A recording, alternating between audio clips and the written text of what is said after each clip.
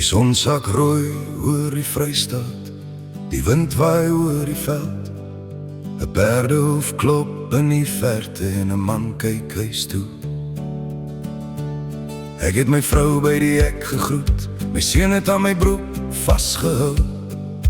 Pa, wanneer kom pa weer huis toe? Ek kon hom net beloof. My geweer oor my skouer, 'n kombers agter op die saal.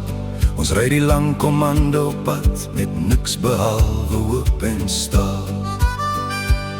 En elke aand onder sterre praat ons sag van die huis, van moeders, vrouens, kinders wat wag vir ons om weer te kom.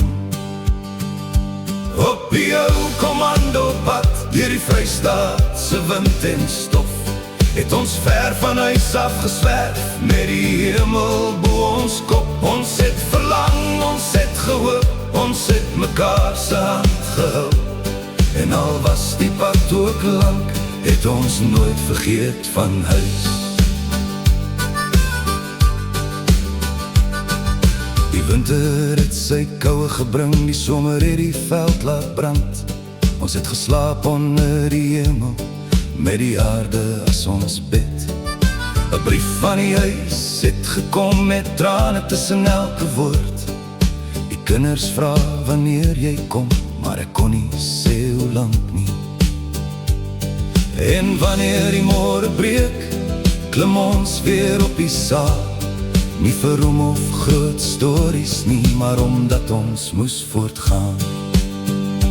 Op die ou komando pad deur die Vrystaat se wind en stof, het ons ver van huis af geswerf met die hemel bo ons kop. Ons het verlang, ons het gehoop, ons het mekaar se hand gehou.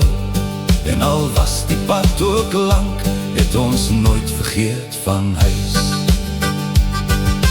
Eendag sal die perde stil wees en die geweerskote verby.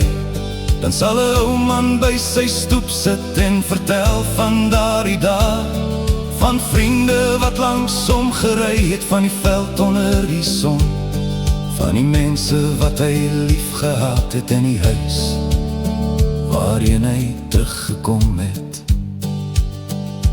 Op die ou komando pad waar die wind nog deur die gras kom trek, bly die stories van daardie mense in die stof van elke plek. Ons het verlang, ons het gehoop, ons het elke dag bly staan.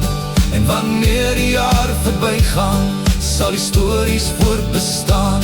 Op die ou komando pad dra die wind hulle name.